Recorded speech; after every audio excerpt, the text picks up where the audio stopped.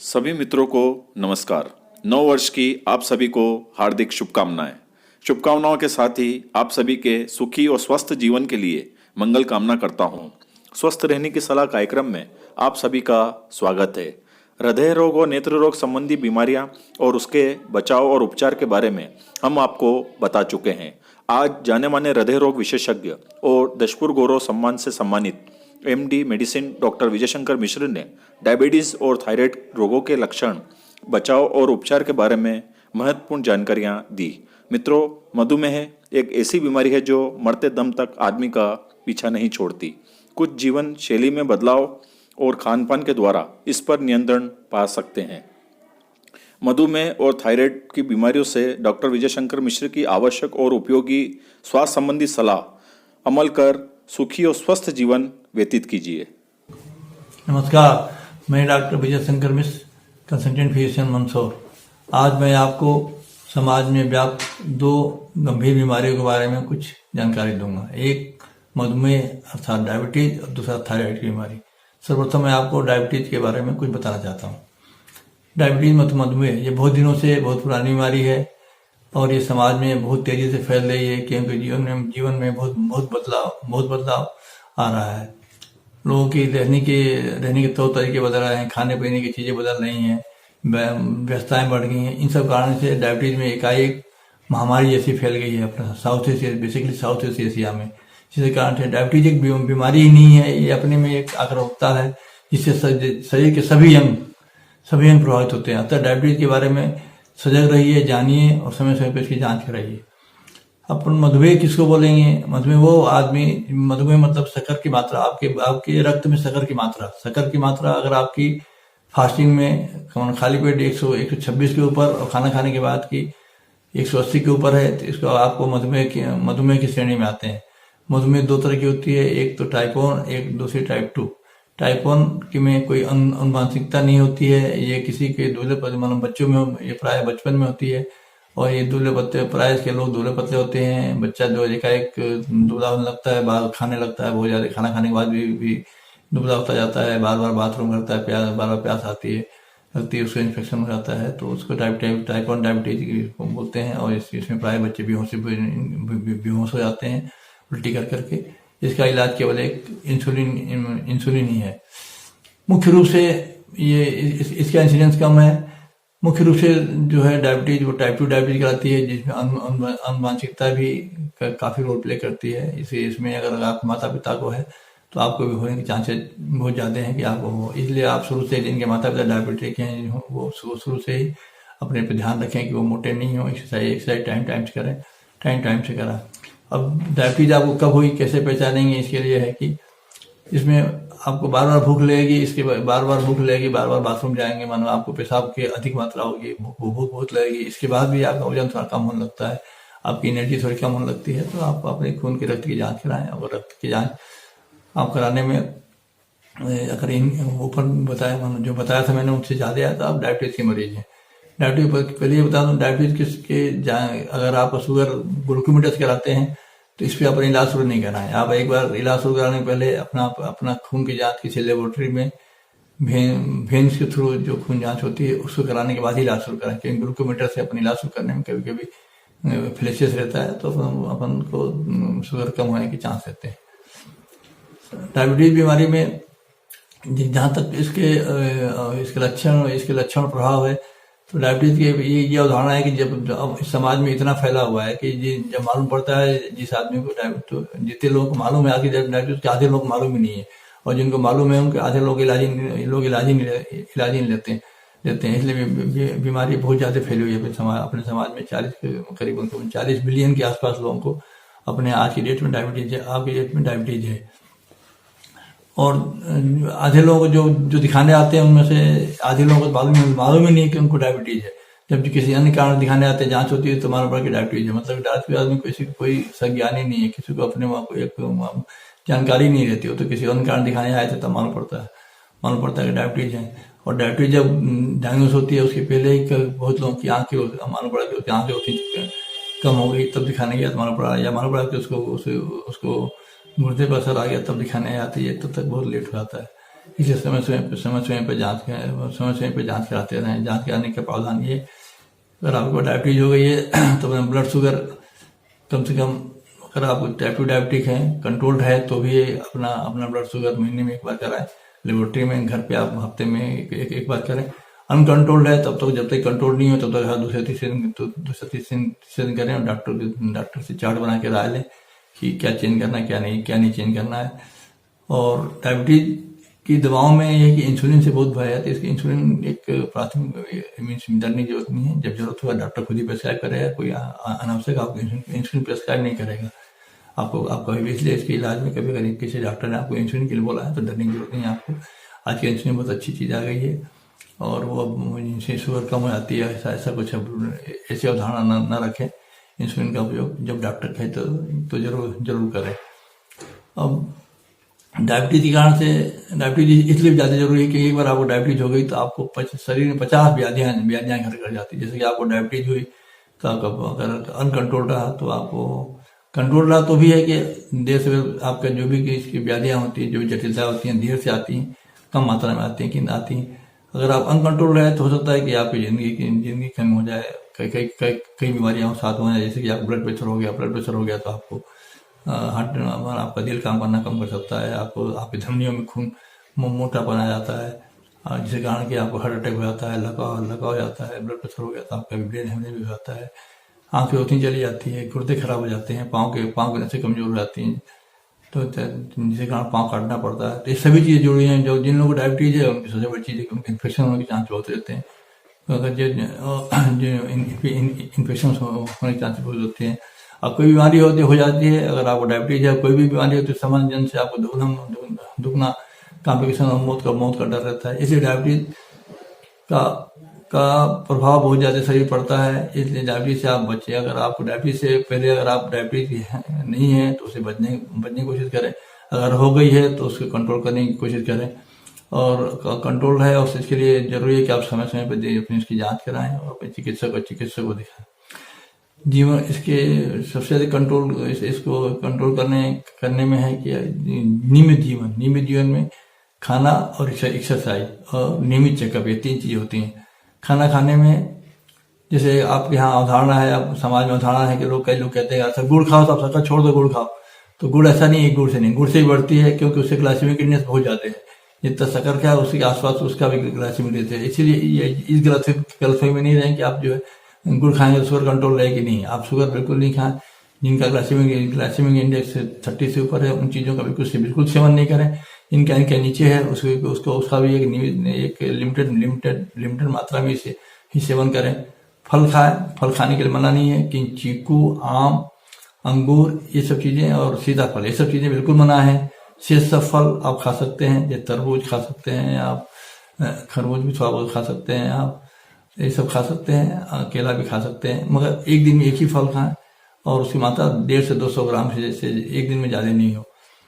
खाना खाने में गेहूं भी खा सकते हैं आप, ज्वार भी खा सकते हैं आप, चावल भी खा सकते हैं, बट क्वांटिटी कम से कम मात्रा में चाहिए। खाने में आपको कार्बोहाइड्रेट की मात्रा कम चाहिए। जो नासामान्य आदमी 40-60% 50-60% खाता है, इसकी मात्रा कार्बोहाइड्रेट मतलब कि इसकी मात्रा 40 से 50 के बीच में रखिए।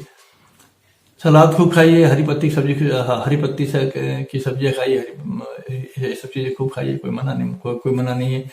फास्ट फूड का उपयोग कम से कम करें, और जो रिफाइंड फूड कहलाता है वो ना खाएं।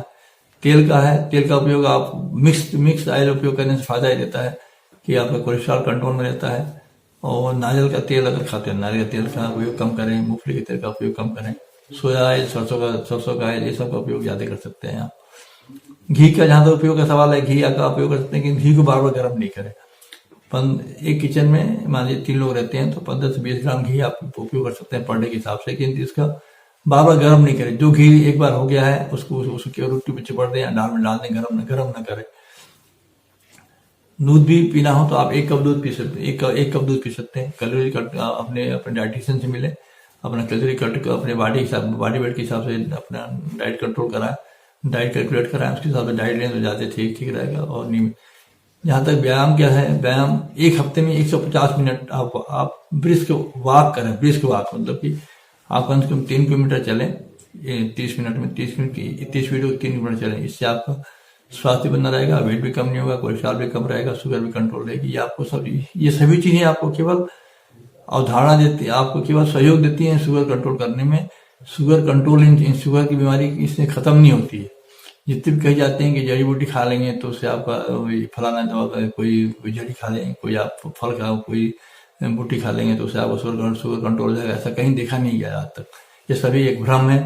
भ्रम में रख के जीने से बेहतर है कि आप भ्रम से बाहर निकलें, जांच कराएं। आंख बंद करने से कोई सूरज नहीं डूब जाता है। तो इसलिए आप जागरूक रहें, सावधान रहें, आप फालतू की अफवाहों से बचें कि कोई आदमी आता है, देखते हैं मैंने लगा कि शर्तिया इलाज, डायबिटीज का शर्तिया इलाज और बिना दवा के इलाज, ये कभी देखा नहीं गया है कि किसी को डायबिटीज हो गया उसका इलाज हो गया। कंट्रोल में रही, कंट्रोल कर सकते हैं कि जिसका इलाज नहीं संभव है।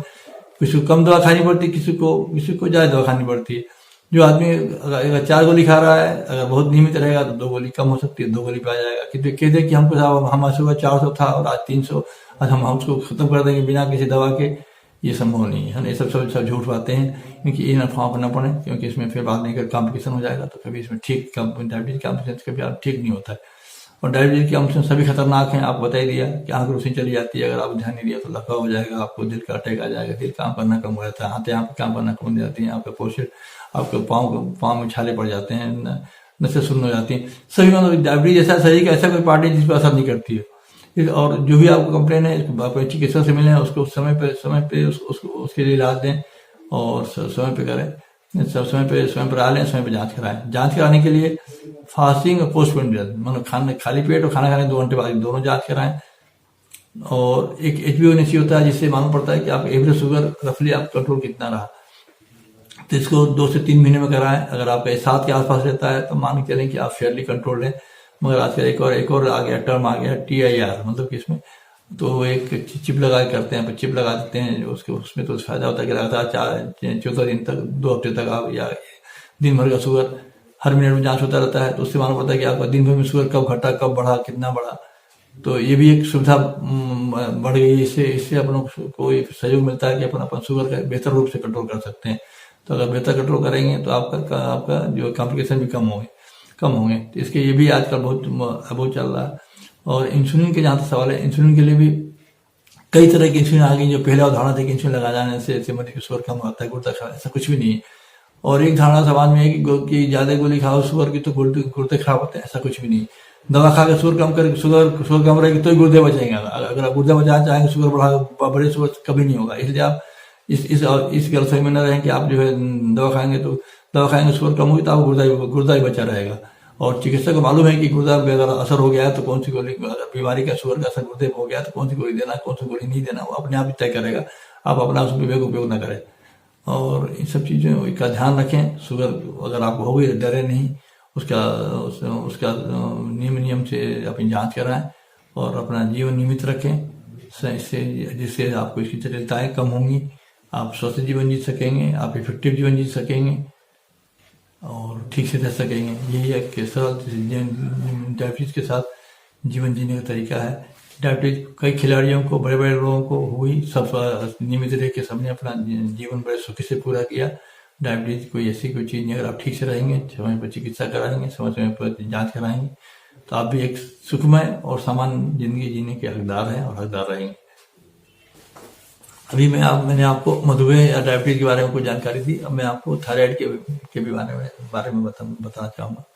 थायराइड ग्रंथि से निकले हुए हार्मोन की बीमारी है। ये इसकी 2 तरह की होती है। एक इसको बोलते हैं हाइपरथायराइडिज्म, इसमें कि थायराइड हार्मोन का स्राव ज्यादा, सीक्रेशन ज्यादा होता है तो हाइपरथायराइडिज्म होता है इसमें। और दूसरा होता है हाइपोथायराइडिज्म, जिसमें कि इसका सीक्रेशन कम हो जाता है। ये दोनों थायराइड से निकलती हैं। और थायराइड एक को बोलते हैं हाइपोथायराइडिज्म या थायराइडोस्कोसिस, एक को बोलते हैं हाइपोथायराइडिज्म। ये थायराइड ग्रंथि के साइज से डिपेंड नहीं करता है कि आपको जो साइज कितनी है, आपको गले में थायराइड सूज गई है तो इसका मतलब कि आपको थायराइड की बीमारी होगी, ऐसा कुछ भी नहीं है।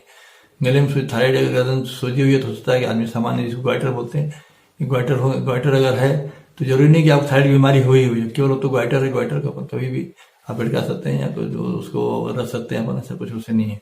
किंतु ये मान लें कि आपको अगर थायराइड बीमारी है, हाइपोथायराइडिज्म है, तो हाइपोथायराइडिज्म जल्दी कंट्रोल करना जरूरी है, क्योंकि हाइपोथायराइडिज्म के कारण से दिल पर ज़्यादा असर होता है, शरीर पर ज़्यादा असर होता है, आदमी का वजन कम होने लगता है, हाथ कांपने लगते हैं, धड़कन तेज हो जाती है, भूख बार बार लगती है, वजन कम होने लगता है, दस्त बार बार लगती है, धड़कन बढ़ जाती है, चिड़चिड़ा होता है आदमी, आंखें बाहर लगी हुई दिखती हैं।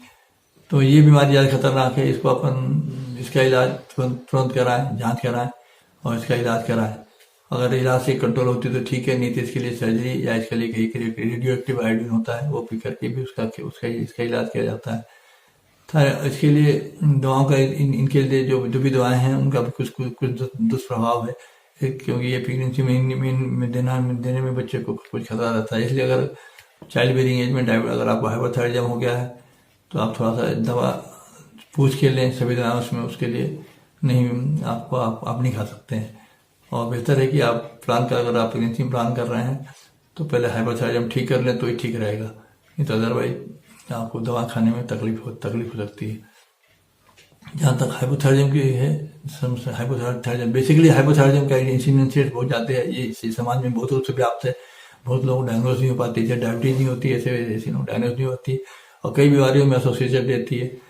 इसमें दो तरह के, एक होता है क्लिनिकल, एक सब क्लिनिकल थायराइड सबको अपन ट्रीट करने कोई जरूरी नहीं है। क्लिनिकल थायराइड जो होता है जिसमें कि पेशेंट को क्लासिकल सिम्टम्स क्लासिकल उसमें लक्षण दिखने लगते हैं, उनका तो इलाज उनका एक हार्मोन लेवल से डिसाइड करते हैं। तो अगर वो उसके ऊपर है तो इलाज होगा ही। क्योंकि अगर एक बीच किसी नॉर्मल से लेकर के और एक 10 माइक्रोग्राम के बीच में है, जिसको बोलते हैं सब क्लिनिकल थायराइड, तो इसके लिए अपन जो इलाज करने कोई जरूरी नहीं है। इसके अपन इंतजार कर सकते हैं थोड़े दिन के लिए, फिर दोबारा जांच करा के देख सकते हैं। लक्षण हाइपोथायराइड में लक्षण में है कि सबसे पहले है कि मोटापा बढ़ना, आदमी को ठंड बहुत लगना, और मोटापा बढ़ना मतलब कि आदमी कोशिश कर रहा है फिर मोटापा बढ़ता जा रहा है, ठंड लगती जा रही है, आदमी सुस्त लग रहा है, कहीं काम करने का मन नहीं हो रहा है, सुस्त अच्छा एक्टिव आदमी था सडनली सुस्त लगा, चेहरा उसका बिल्कुल स्मार्ट पर्सन था, चेहरा भोथरा सा हो गया, स्किन ड्राई होने लगी, बाल गिरने लगे, बाल को ड्राई दिखने लगे, स्किन ड्राई दिखने लगी, पेट बड़ा दिखने लगा, कब्जियत होने लगी, और कभी कहीं काम मन नहीं लगता है, आदमी का मेंटेशन अलर्टनेस कम हो जाती है। ये सब हाइपोथायराइडिज्म की पहचान है। इसमें ये चूंकि बहुत धीरे चलती है, इसलिए ये बीमारी बहुत धीरे डेवलप होती है, बहुत ज़्यादा डायबिटीज शुगर की मधुमेह जैसी है, बहुत एग्रेसिव नहीं है, इसको पहचान कोई बहुत देर से हो पाती है। किंतु ये बता दें आपको कि हाइपोथायराइडिज्म बीमारी जो है, ये अगर किसी और बीमारी के साथ है तो उस बीमारी को दोगुना बढ़ा देती है, और ये प्राय डायबिटीज के तो 1/3 लोगों के साथ में ये बीमारी रहती है, इसलिए इसका भी कंट्रोल बहुत जरूरी है। तो इसको जैसे आप जाएं कभी भी, जब अगर आपको बीमारी होती है तो इसकी समय पर जांच करानी है कि पहली बार अगर आपको मालूम पड़ा कि आप हाइपोथायराइडिज्म हुआ तो इसकी दवा बहुत सस्ती आती है, रेगुलर ली जाती है। इसकी दवा की ये है कि आप बिल्कुल इस समय पे दवा लेंगे, समय पे जांच कराएंगे, थायराइड कंट्रोल रहेगी, तो इससे आपको कोलेस्ट्रॉल भी कंट्रोल रहता है आपका, और साथ से जो बीमारियां हैं उनका भी बढ़ाव कम होता है। और हाइपोथायराइडिज्म में खाने पीने की चीज़ों का भी तो ध्यान रखना पड़ता है कि बहुत रूट्स नहीं ज़्यादा खा सकते अपन हाइपोथायराइडिज्म में, अदरवाइज ये सभी कुछ खाने बहुत, और कोई परहेज नहीं है कि रूट्स ज़्यादा नहीं खा सकते। दवा खाने का जहाँ संबंध है, दवा इसमें बिल्कुल नियमित टाइम पे सवेरे उठिए, खाली पेट खाइए, नियमित टाइम पे खाइए, और मात्रा घटते बढ़ रहने के लिए शुरू में तो आप 6 हफ्ते में जांच कराएं, अगर एक बार कंट्रोल हो जाती है, हर 6 हफ्ते में जांच कराएं, एक बार कंट्रोल में आ जाती है तो आप हर 3 महीने में जांच करा सकते हैं, अगर कंट्रोल उसके बाद भी कंट्रोल लेती है तो हर 6 महीने में एक बार जांच करा सकते हैं, कि नियमित जांच कराएंगे तो ठीक रहेगा। और जैसे आपकी दवा का असर जानने के लिए, आपका अगर आप मोटे हैं तो आपका वजन कम होना शुरू हो जाता है, थोड़ा सा आपका अगर चेहरे पे आपका भूथापन है वो कम हो जाता है, ठंड लगना कम हो जाती है, आपका कब्जियत है तो भी दूर हो जाती है। इस समय की दवा का प्रभाव से ये सब सुधार होने लगता है। और ये बीमारी इस सेल्फ में खुद में तो कुछ ज्यादा नहीं करती, लेकिन सभी बीमारियों को बढ़ा देती है। इसलिए इसका जो है, अब अगर बहुत ही कम हो गया, इसमें बहुत कम हो गया तो आदमी को फिर बेहोशी आ सकती है, कभी जो कि घातक भी हो सकती है, दिल पे भी असर करता है, ये दिमाग पे भी असर करता है। तो इससे मरने की भी आशंका बनी रहती है, बहुत कम हो गई मरने की भी आशंका बनी रहती है। अतः आप इसके दवा बीमारी की जांच कराएं, और जहाँ अगर आपको एक बार थायराइड हो गई है इसकी दवा रेगुलर बिल्कुल समय पे लें, सवेरे लें, खाली पेट लें, सबसे पहले सवेरे काम ही करें। और डोज निर्धारित करने के लिए कितना खाना है, इसके लिए हर 3 महीने में एक बार जांच कराएं, थायराइड की जांच कराएं। इसके लिए कोई जरूरी नहीं कि आप खाली पेट जांच कराएं। जहाँ तक अभी पहले थे जब नहीं थी, आज की डेट में आप थायराइड की जांच कभी भी करा सकते हैं। जब भी आपको लगे तब भी खाली पेट कराएं, 10 बजे कराएं, 11 बजे कराएं, लेकिन अर्ली मॉर्निंग में कराएं, ज़्यादा ठीक रहता है, क्योंकि इसका लेवल उस टाइम पे ज़्यादा पिछाई रहता है। और टाइम टाइम में कराएं। इसके साथ में आप जगह एक बार थायराइड कंट्रोल है तो अपना लिपिड प्रोफाइल भी कराते रहिए, ताकि आपके शरीर में कितनी चर्बी है ये उसके मालूम पड़ती है। थायराइड जो है लिपिड प्रोफाइल भी बिगाड़ देती है, तो उससे मालूम पड़ जाता है। थायराइड रहने से डायबिटीज होने का डर रहता है लंबे समय में, तो उसके भी जांच बीच में कराते रहें। और दवा नियमित सेवन करें, स्वस्थ रहें आप। यही हमारा आपकी सलाह है कि आप समय पे जांच कराएं, समय पे दवा लें और स्वस्थ रहें। धन्यवाद।